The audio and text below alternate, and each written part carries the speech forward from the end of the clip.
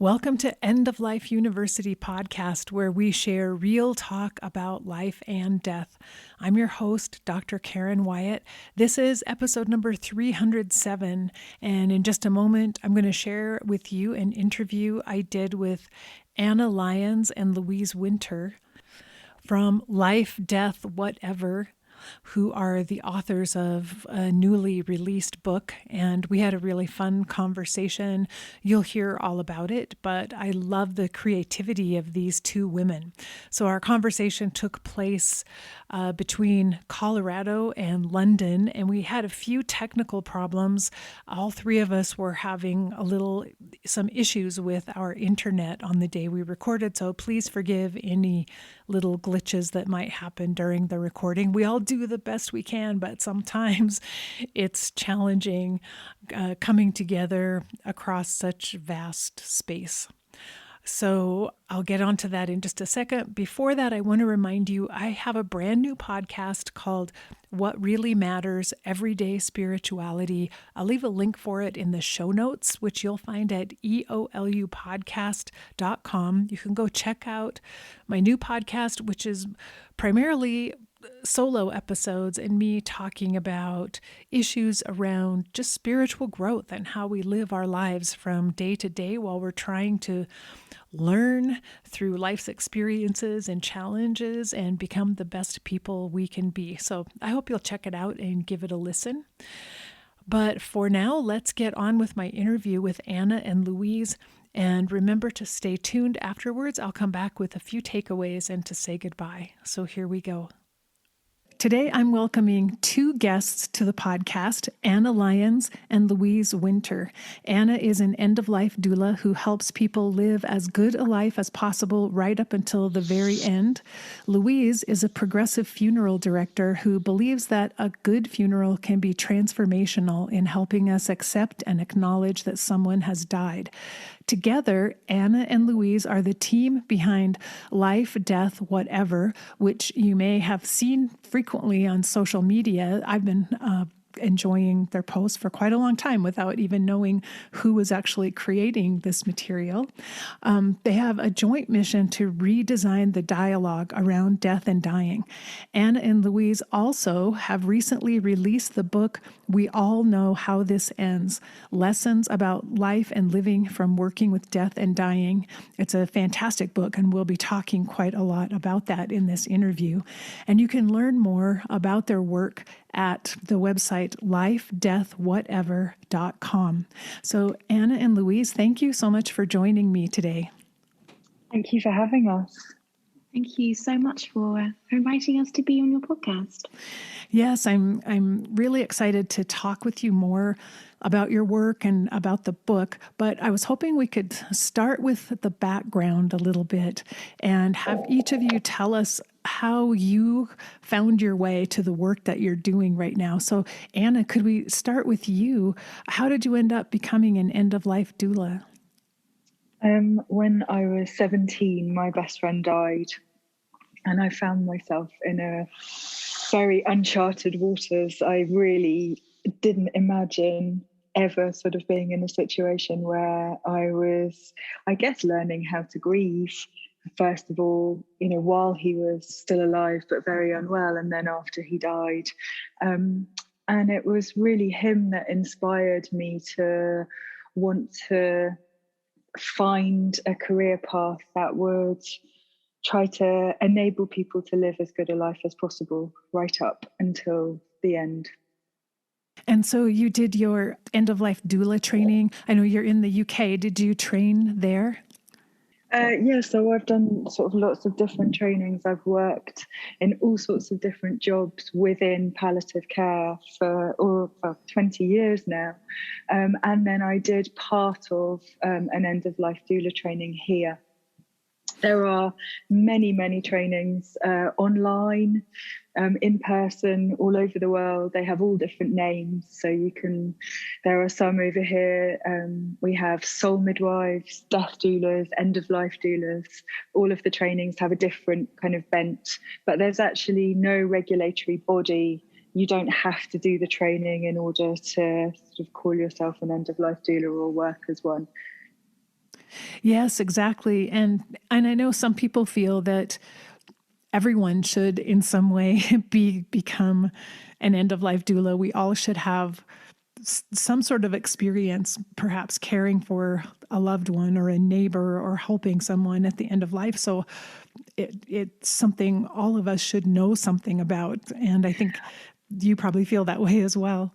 I think it's really, really important. We're really pushing at the moment. I don't know what the equivalent will be in the US, but over here we have PSHE, which is basically physical, social health education. And within that, it's mandatory that children from primary age, so from 4, are taught about sex and relationships. What isn't mandatory at the moment here is that they're also taught about death, dying, illness and grief. In the UK, at least one child in every classroom is significantly bereaved, which means they have lost either parent.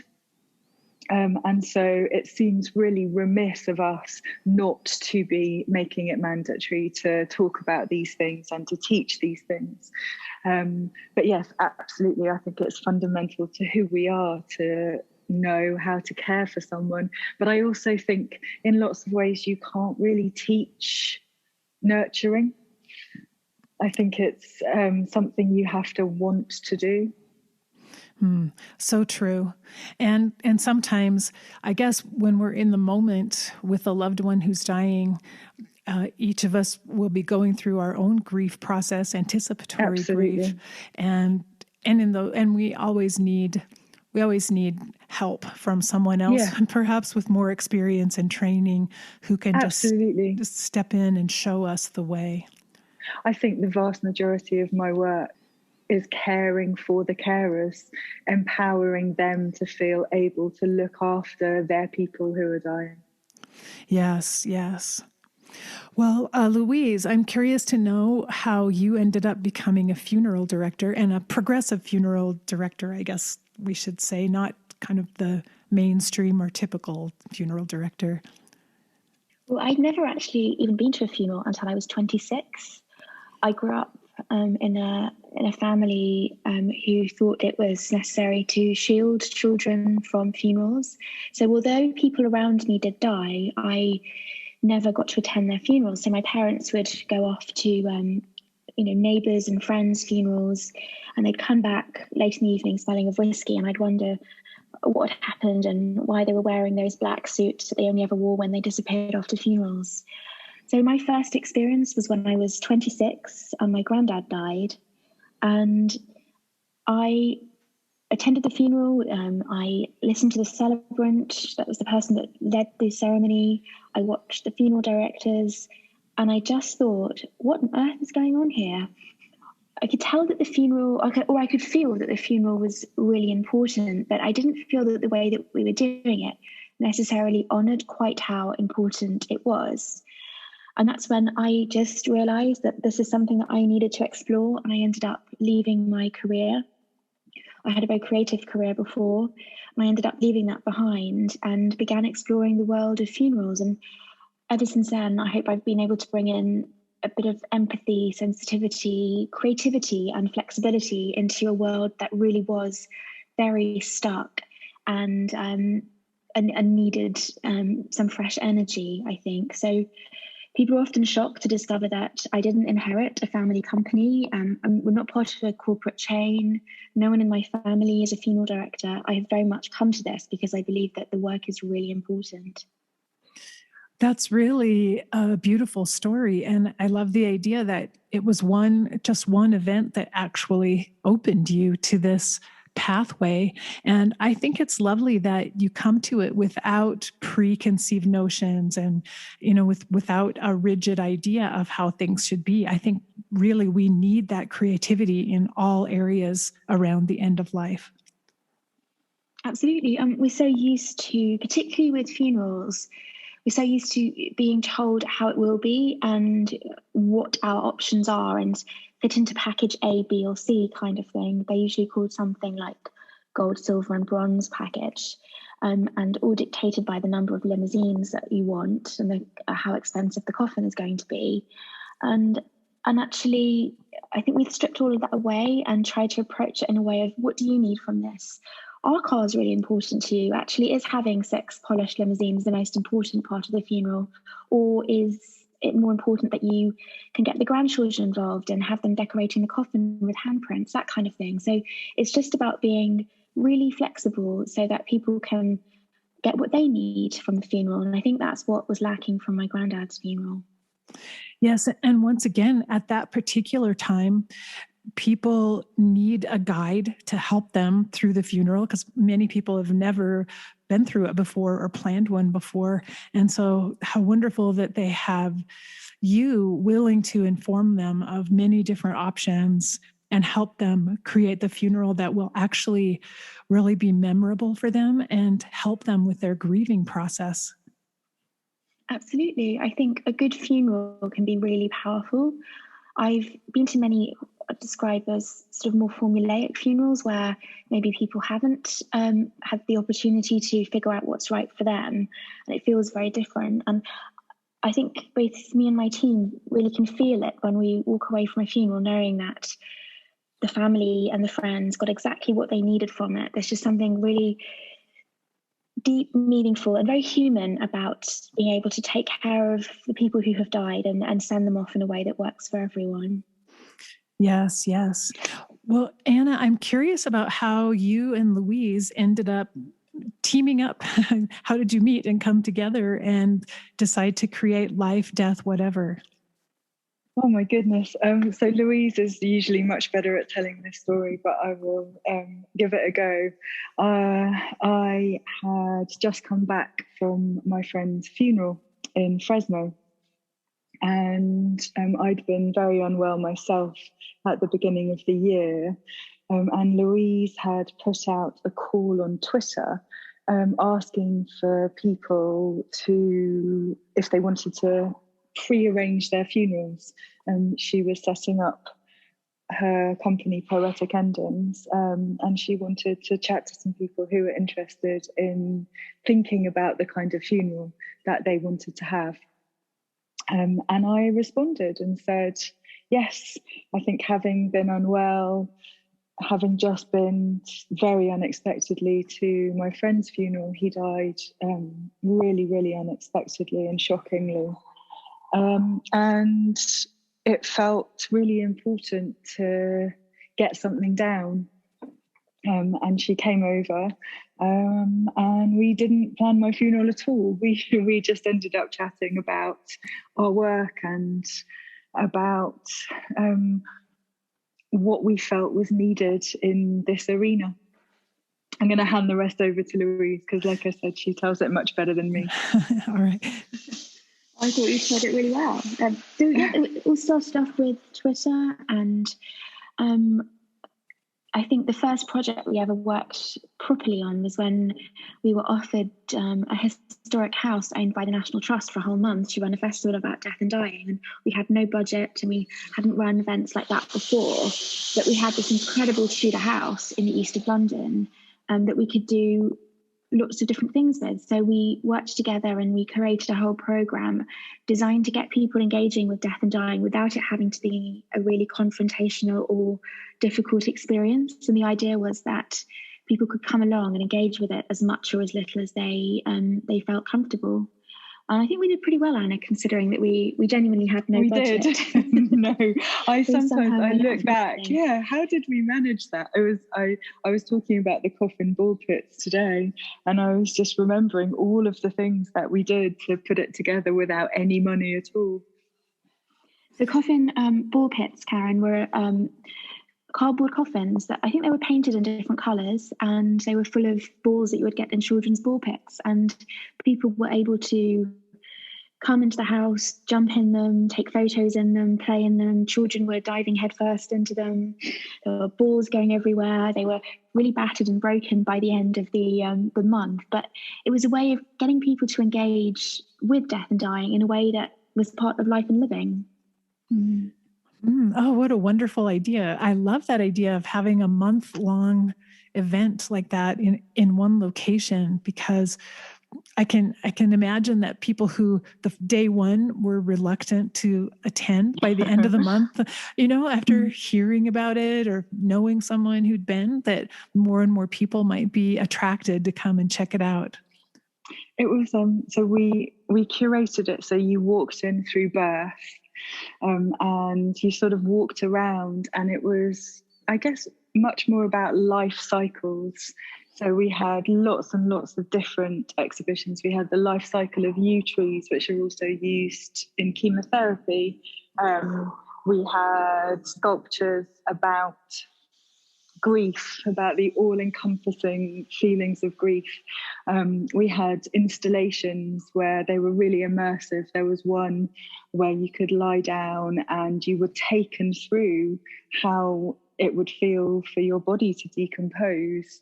So there was lots and lots of different kind of things that, you could take or leave them. And because they were all in different rooms, I think it made it feel not so overwhelming. And because the house is so beautiful and so historic and people were naturally drawn to it, they could engage as much or as little as they wanted to. Oh, that's amazing. I would just love to experience something like that or be part of creating it. That's really a brilliant idea. It was incredible to create. It felt, actually, looking back on it, it was a real privilege to have the opportunity to create it. I'm sure the two of you really bonded at that time over putting that together. Because of just all of the things that you probably had to go through in order to make that happen.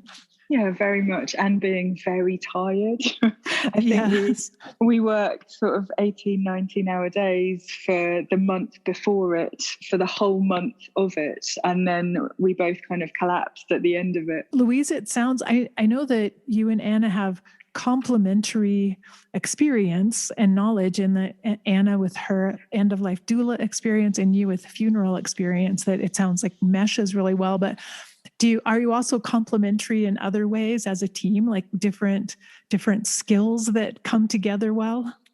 Yeah, I would say so. We've managed to write the book together. We've been working on our Instagram account for quite a few years now. It's been going a while, hasn't it, Anna? Yes, and I think 6 years. 6 years, and we're at 35,000 followers later. From just you and I following. and a few friends who were forced to follow. Yeah. It's really grown since then. But no, we work together in lots of different ways, not just, and in fact, it's very rare that we work with clients. It's not very often that there's a crossover. But we work together in lots of different ways, whether it's putting the book together or we've run lots of different events over the years. And it's great to see things from someone else's perspective. I spend a lot of time with funeral directors and people who are very much in the world of funerals. So it also gives me context over what people have been through, before they walk through our door. And it can be years and years of really difficult medical care and difficult emotional circumstances before they get to the point where they have to arrange a funeral. So it's really transformed my work as well, working with Anna and hearing about her experiences. And that's something that I wanted to ask you about. You wrote in the Life.Death.Whatever manifesto, and we can talk about that a little bit more, but one of your tenets was to create links between end of life and after death care, which is what the two of you are doing in working together. But yeah. I see that as so important because it occurs to me we have many silos. We have people doing their work, but not necessarily even recognizing what comes after. And I saw it all the time in hospice work. We were really good at going in during the dying process and answering questions. But if anyone had a question about what happens next, what happens after death, we knew nothing. We had nothing to offer them. And so I love this idea of linking before death and after death together. So maybe, I don't know if that's something that if you would want to tell us a little bit, Anna, about the Life.Death.Whatever manifesto, and then that idea of linking dying and after death together. Yes, the manifesto is really just a collection of things that together, we feel are really, really, really important.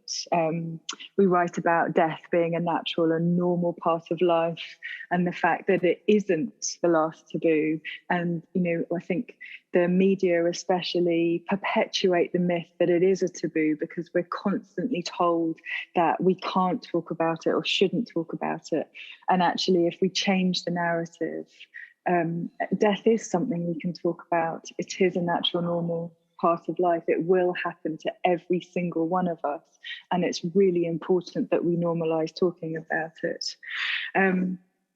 We talk about it not being a failure, especially that sort of translates, especially in my work, because lots of doctors in the UK find it very difficult to have open and honest conversations with their patients when there is nothing more they can do, because the doctors themselves feel like they failed. And actually, death isn't a failure. Death is, again, a natural, normal part of life. We talk about the need to stop using euphemisms so that people can truly understand what is being said to them, that they can, really get a grasp on what it means. And it does people a disservice to kind of couch information with these strange terms like passed away or gone to a better place. And then in regard to the sort of bringing end of life and death and after death care together. Interestingly enough, completely separately, before we met, I'd spent years working at end of life, and people would often say to me, what will happen to me after I die? Where will I go? Who will look after me? And as you just said, I didn't know. And so I went and did an internship with a funeral director, because it felt really, really important for me to understand. I wanted to be able to properly answer these questions. And it turned out that I had done an internship at the same place that Louise had. So we had lots to talk about our experiences of that. But I think some of the best work that Louise and I do together, which is stuff that, apart from in the book, we sort of, isn't really out there in the public domain, is when we bring end of life and death care and funerals together. When we work with people and I help them through the end of their lives. And Louise and I work collaboratively with their death care and their funerals. I just love that idea of being able to work together as a team. And it seems to me it makes every aspect of the dying process, of death itself, after death care, and grief for the family, it makes it seem so much better care and so much more helpful when it's more seamless and when people are working together to help provide the care. I think from talking to some of my clients who we have worked in that way with, the thing that they talk about most is feeling very supported, knowing where they're going to go, knowing what's going to happen to them, being able to talk through, knowing who's going to look after them after they die. That can really, really help. Yes, definitely. And then when the family has already felt supported throughout the dying process, it seems that it would be much easier for them to be moving into planning for after death care with that same kind of support present. So, Louise, I'm sure for you, it's also helpful to be aware of what the family has experienced in their dying process. Absolutely. And I think it can be a better experience for them if they know who is going to be involved in arranging the funeral. They know where the person's going to be, and they've just got some idea of what to expect. And also the standards of care and also the options that are open to them. I find that people can be quite traumatized after someone has died. They might have spent years expecting it, but haven't put anything in place. So when it happens, they don't know who to call or what the funeral director does. And can end up having an experience which isn't the one that they really need. So definitely when I have worked with Anna, it's been incredible because we've been able to figure some of these things out. Even really simple things like if someone is dying at home and it's expected and there are no suspicious circumstances, there is no rush for the funeral directors to come. So many people call 999 and expect the funeral directors to be there within minutes, and actually it doesn't need to be like that. It can be really healing to just spend some time with the person who has died, light a candle, listen to some music, and wait until the next day whenever the family and friends feel ready. So just making people a little bit more aware of these options, I think works really well for everyone.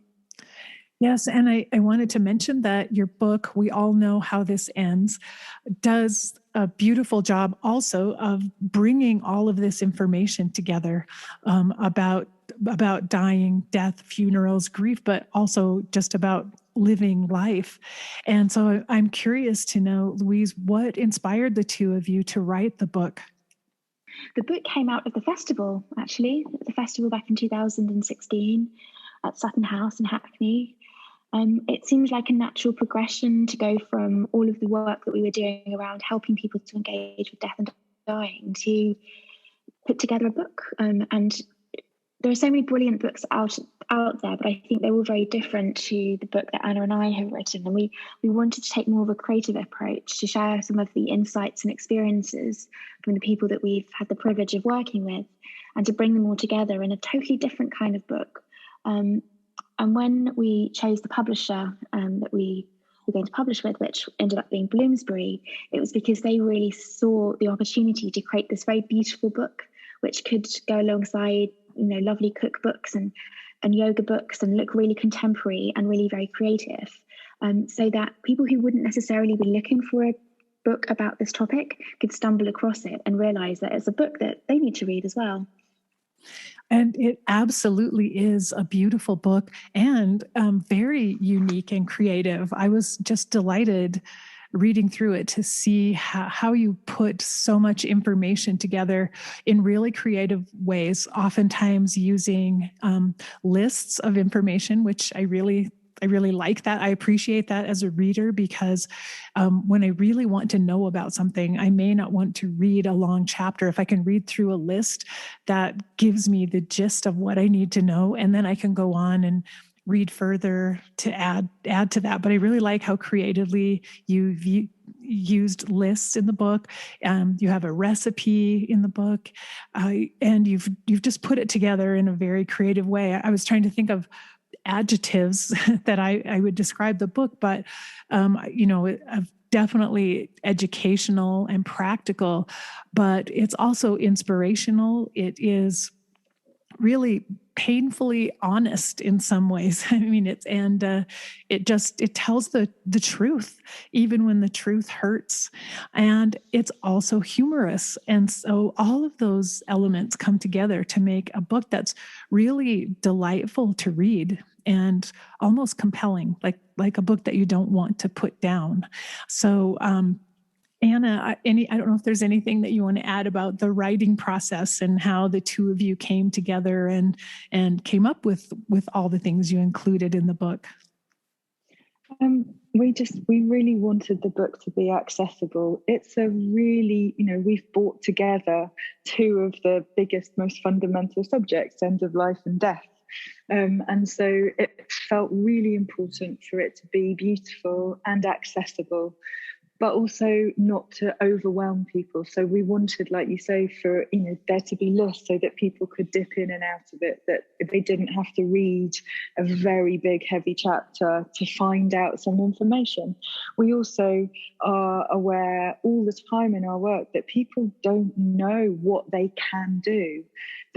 Because very often when people are arranging a funeral, it's the first funeral they've ever arranged. It might be the only funeral they'll ever arrange. So they have no context for it. And oftentimes they're traumatized and they're grieving. And that's not the time to be trying to gather and process all of this information. So we really wanted people to be empowered by the book, to have the information so that when things did happen, they would have a resource to be able to go back to. a lot of the, I guess, the creative stuff in the book comes from our projects. We started 2 kind of major projects. One is called Unsaid and one is called 5 Things. Unsaid is a postcard project where people write anonymously the words they wish they'd said but were unable to for whatever reason. And we've exhibited them all over the world. And 5 Things is a project that started around my kitchen table one Saturday night when we were talking about where we were going to go next with Life.Death.Whatever. And we were thinking about what a privilege it is that so many people share their experiences with us, and how could we kind of harness that and use it to help other people, to sort of create a resource for other people to access so that they don't feel so alone with what's going on for them. Well, those were 2 of my favorite parts of the book, but also on your website. But I love the idea that you've included in both of those projects, Unsaid and 5 Things, you've included the writings of other people. And so that adds a whole new dimension in a way to the book, because you have the voices of so many other people that appear here and there, and we get a chance to see in real life what it's like for people, and as they tell their own stories, but their stories in like a list of 5 things. Is it 5 things I wish I had known about something or other that they've experienced? Yeah, there's all different ones. 5 things I've learned, 5 things I want you to know. So people write to us with their 5 things. They submit them to us, and they cover so much. And I think giving people a voice, allowing people's stories to be heard, allowing people to feel seen and feel heard is a huge part of the healing process. Yes. And Louise, are you still taking submissions of 5 things? If someone listening like this idea, is there a way they can still, even though it wouldn't be in the book, but is there still a way to submit them to you? Absolutely. We still share them on our website. We still share them on Instagram, and people, particularly on Instagram, really love reading them. So anyone who wants to write one can have a look at our website, Life.Death.Whatever.com, and there's lots of information there about how to write one, the format we need, and where to send it as well. And I think, judging from the feedback we've had, most people find writing it to be a really cathartic and a helpful process to go through. Yes, and I actually like the idea of having the number 5, so it doesn't seem overwhelming. You don't have to think of 100 things, but when you have a boundary like that, it helps you really get down to the most important things that you would like to say. And I think I really like that. I think that's just a brilliant idea. Well, thank you. I'm glad you think it's a good number. 5 just felt so natural. It's enough to be able to say what needs to be said without it being overwhelming. And some are really short, some are just 5 one-liners, others are very long paragraphs, several paragraphs sometimes. We're quite loose about the structure. It's just about people finding the space to say what they need to say. And then I think I read online about the Unsaid project. Did you display the postcards at some point that had been written by people? They've been displayed in many places, but they were displayed up the staircase at Sutton House. So we had all of these blank postcards and a big box of pens, and people would write their postcard and tie it onto the staircase. They've been in Dulwich Picture Gallery, Winchester University, a gallery in Southampton. I'm dredging my memory bank, but they've been everywhere. And I sometimes get requests for people to send when they know that we've got a physical show. They will ask me to send them a postcard so that they can write it, and they'll send it back and I will put it up for them. They've been in libraries, so all over the place. It's such a touching reminder that we all have those unsaid thoughts, either things we were afraid to speak or didn't feel we had permission to speak, or things we just simply neglected to say to people that we love. And a reminder of how important it is that we say what we need to say when we have the opportunity. Yeah, and I think, sometimes we have no idea that the conversation that we've just had with someone is the last conversation we'll ever have with them. And it gives people, because we still run the project, it gives people an opportunity to just get the words out there. And so people can also submit to Unsaid as well and send you their words. Yes, they can. And is there a link on the website where they might do that? I believe there is. I'm sure there is, isn't there? But we often just get them. We have a submissions email address, submissions@Life.Death.Whatever.com. And so oftentimes people just send us, they put Unsaid in the subject and then the words that they want. Oh, that's great to know. I will include that in the show notes for this episode. If there's anyone listening who would like to make their submission, that would be wonderful. It's a really beautiful patchwork quilt in a way when you see, I'm sure, to see all of these words kind of woven together, and even feeling the heartbreak behind it. And as soon as I read about it, immediately came to my mind all of the unsaid things that I feel for my two parents, who have now died. And it's very touching and heartfelt. It was a really lovely project. We did one as well called Voices that was very particular to the gallery that we were exhibiting in. We were given a chapel in Dulwich Picture Gallery for the evening, and we asked people to record a stream of consciousness about what they've learned about life, death, anything really. And we played them in the dark chapel that was just candlelit on a loop. And it was incredibly moving, hearing people's voices, listening to what they've learned, understanding and appreciating what they have gone through.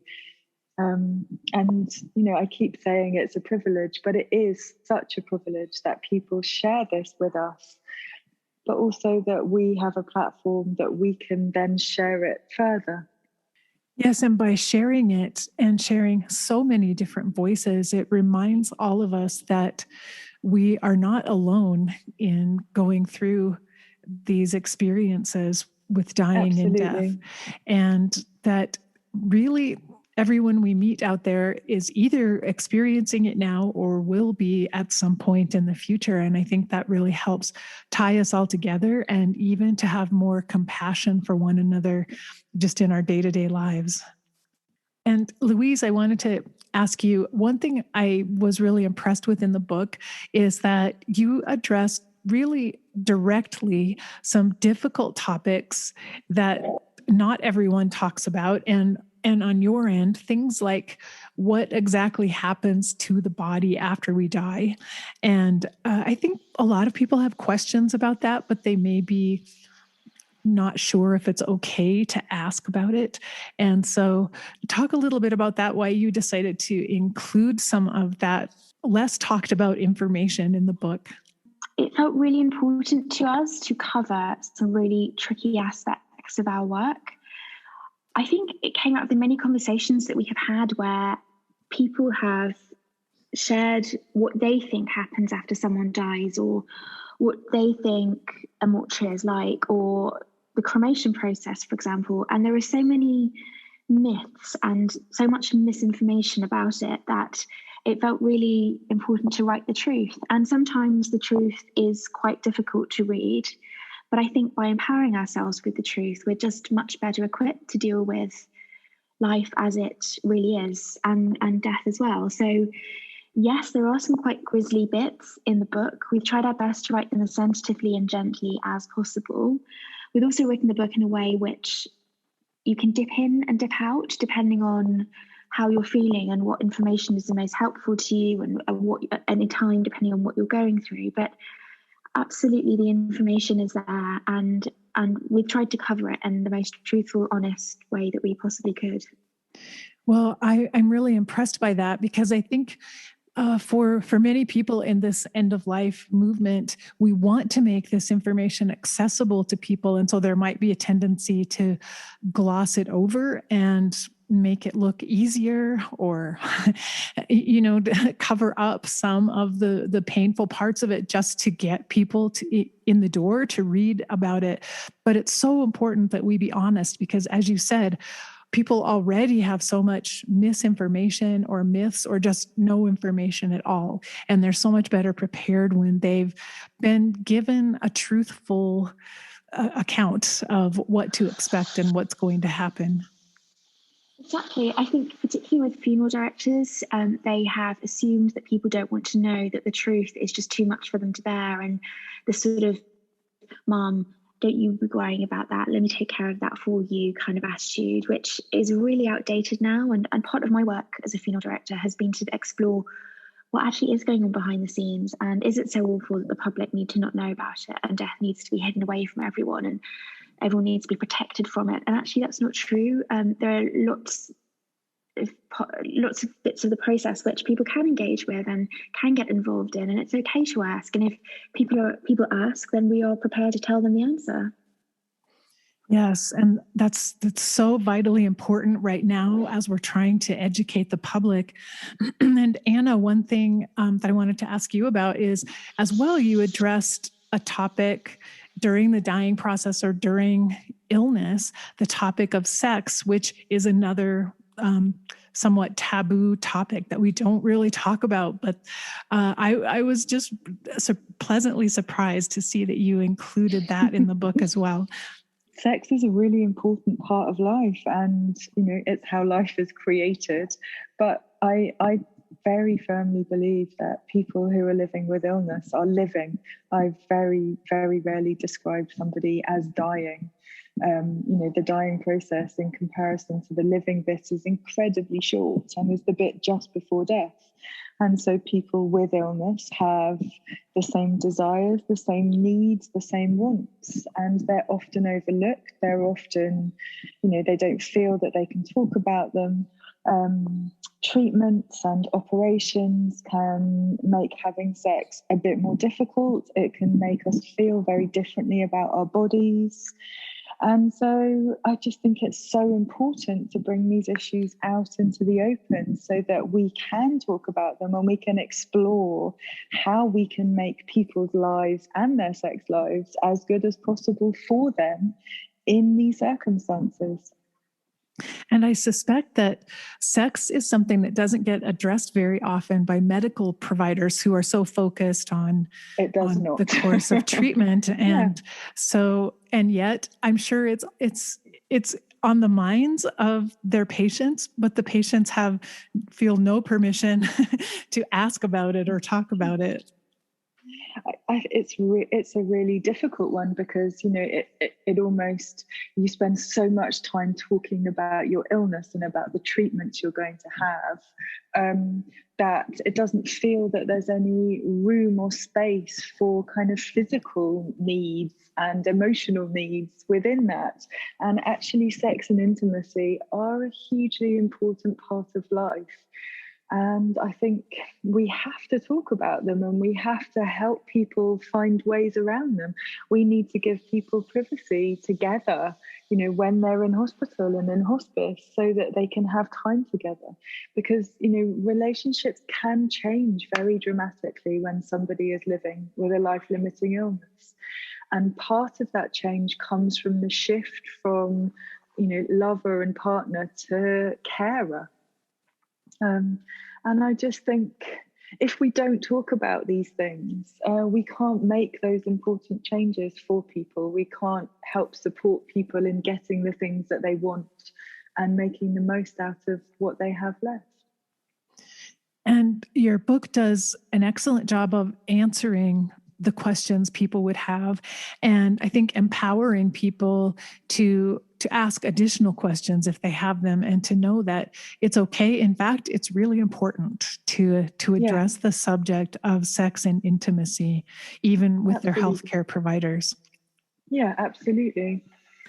Well, and they might not have the answers that you want or you need, but just opening up the dialogue, knowing that actually you can and should ask these things, and if they're important to you, it's really essential to keep pressing the matter.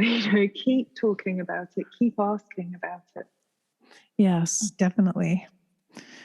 Well, I noticed in the book that you included a lot of information about COVID, and I've looked at a number of books on end of life issues that have been published in the past year, and several other authors have told me they decided not to include COVID because they felt that it will disappear and that will make the book seem dated. But I found it really refreshing, finally, that someone in the book, that you were willing to address COVID and all of its issues. And partly because COVID has been such a teaching experience for all of us. And so we can't just pretend like it hasn't happened or that it hasn't been a huge part of all of our lives. So, Louise, I wanted to ask you about that, about deciding to include COVID in the book, and why you feel it's has important lessons for us. So the original book, which was about to go to print, I was due to launch on April the 30th, I think it was, 2020. That was stopped. We made a decision with Bloomsbury, our publisher, that actually we did need to stop and pause and reconsider the content. And it was the very beginning then of what was to come. Everyone was quite frightened. It was all very up in the air. We didn't know whether it was going to go on in a week or it was the end of the world. And as time went on, I think we were really grateful for that extra year that we had before our new publishing date, because so much happened. And actually, it would have been a real disservice to the people who we'd looked after over the last year to not include the experiences that they had had and the absolutely huge impact that COVID has had, which we're going to be living with for a long time. I don't think it is going to go away, and it's definitely had an impact on funerals. It's had an impact on grief. People have had really traumatic, awful situations. People have had to make really difficult choices. And we needed to include that. And it was quite tricky writing it because our deadline, I think, was just before the second wave hit London. So we were writing in anticipation of what it was going to be like the second time round. And actually, from my perspective, the second time was much worse than the first. Really traumatic and really awful. And I hope we've written it in a way where it's quite balanced. So maybe if COVID does magically go away, those words will still be there so that we can acknowledge what happened, honour the people who died in the last year or so, and hopefully give people hope that even in the most compromised, traumatic, difficult, frightening situations, people do find a way through. Some of the funerals that we supported were just so stunning. Even though they were small, they were restricted, they were really compromised, people did find a way to honour the person that had died and say goodbye in a way that worked for them. Well, I do so appreciate that you shared those stories and your even real time experiences of what was happening, because I believe we do need to remember what we've learned during this time. And one thing that I took away from your book that was such a good reminder for me was a statement that life is a series of mini lives. And that made me think about, we had a different life in a way before COVID, and we've had our life during COVID, and we're not quite sure what our life after COVID will be like, but it's all okay. It's okay if we're completely different people after each of these experiences. So, Anna, I don't know if there's anything you would like to add about writing about COVID. As Louise said, it felt really, really important. Even if COVID does miraculously go away, the entire world has been impacted for 18 months by this terrible, terrible thing. And the grief, the ripples of grief that it's going to cause are going to last for a very, very, very long time. So it just felt so important to acknowledge it, to talk about what we knew and what we felt at the time. And I hope that we've done it well, because it was really difficult to try to make sure we were sort of saying the right things when we were right in the middle of it. Yes, and I can say as a reader, it rings true. I think you did a very good job of writing about it, looking at it from this point in time right now where we are. I'm sure there will be more things to say over the next few years too, but I think you've done a very good job of addressing it. Thank you. That's really kind. It means a lot. I wanted to ask, maybe I'll start with you, Louise, as we start to wrap up here. What are some of the most surprising things you've learned about life through your work? Because you end the book with a really nice list of things that you've learned about life and death and dying and grief and funerals. But what are some of the most surprising things you've learned about life? I think how precious it is actually, and also how short and fragile, and that we really can take absolutely nothing for granted. One day it might be here and then the next day it's gone. Everything is in flux. I can really see in my own life how things are just changing all the time. That has always really struck me with the work that we do, because we see people at their most fragile, at their most vulnerable, when they've facing the most difficult, traumatic thing they've ever been through. Often unexpectedly and no preparation, they're having to arrange a funeral and deal with something really awful. I think it always really strikes me that life goes on and people do find a way through, even living with the most extraordinary grief and difficult situations. Life finds a way. I think that's what's always really, really surprised me the most. That's beautiful. And Anna, for you, any lessons that you would like to share? Yeah, I think the thing that strikes me most and on a daily basis is that life isn't about any of the big things. It's all about the little things. And it's those little things that when you're told you're living with a life-limiting illness, that you begin to really, really appreciate. I also think we shouldn't save anything for a special occasion. I think life is a special occasion.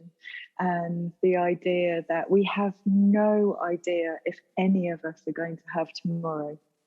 And it just feels really important to try to make the most of what we do have today. And that's, not to say that I think that we should live each day like it's our last, because I don't. But my friend Kim, who died very unexpectedly last year, spoke about morbid gratitude. She was a palliative care nurse, and she said that her work made her really appreciate those little things every day. So she would run up the stairs and think, oh my goodness, this is amazing that my legs work and I can get up the stairs. And she said that she would eat chips on the beach and that they would taste absolutely delicious, and she would be so grateful that she got to sit on the beach and eat chips. And so, yeah, I think more than anything, life is all about the little things. And I'm a huge fan of that you included on on your list. Eat the gelato, especially if it's salted caramel, which is hands down my absolute favorite flavor too. So I love that. I felt a total resonance with the two of you in reading this book. And I just wanted to say to listeners out there, so this book, we all know how this ends, Lessons About Life and Living from Working with Death and Dying. It's a fantastic resource book if you are in the moment dealing with dying and funerals and grief. There's so much information in it. You'll find it a really helpful guide. But far more than that, I feel like it's a book that should be read by everyone. I mean, it's like a book you should have on your shelf, and you should read it now, even if you don't necessarily think you need this information right now, because you have no idea how much you do need it in your day-to-day life now, and you will need it in the future. And if you've read it already, you will be informed about all of these aspects of the end of life. You will have such a helpful body of information in mind, and the book will still be there. So when you are going through something, you can pull it out again and look up specifically what you might need to know about planning a funeral, or dealing with grief. So I highly recommend it. It was just truly delightful to read, actually, because of your creativity and the way you put it together, which made it very, very easy to read. So I have even more compliments I could give, but I'll just end there with that by asking, where can listeners get the book? Thank you for all the wonderful things you've said about it. And it is available on Amazon, and all good independent bookstores as well. All right. And it is now out now. It has been released, so it's available for purchase right now. It is, absolutely. It is all around the world, I think. All right. And then, Anna, are there ways that listeners can get involved with Life, Death, Whatever? Absolutely. You can check out our Instagram, which is at Life.Death.What. You can have a look at our website, www.lifedeathwhatever.com, and you could submit your own words for Unsaid or 5 things. And we absolutely love reading your stories and hearing from you and being able to share your experiences. Yes, and it's a wonderful community to be part of, and also you do great posts on Instagram that are always inspiring and thought-provoking. So I encourage everyone to follow your work, get the book, and I'm looking forward to seeing what you two come up with next, because you're obviously such a good creative team. I'm sure there's much more in store. Thank you so much. It's been really lovely. Yeah, thank you for giving us all your time today. Absolute pleasure. I hope you enjoyed my interview with Anna Lyons and Louise Winter. I loved hearing about some of the projects they've done, particularly the month-long festival they held in a house. It was just so creative, and I've really never heard of anything like that before.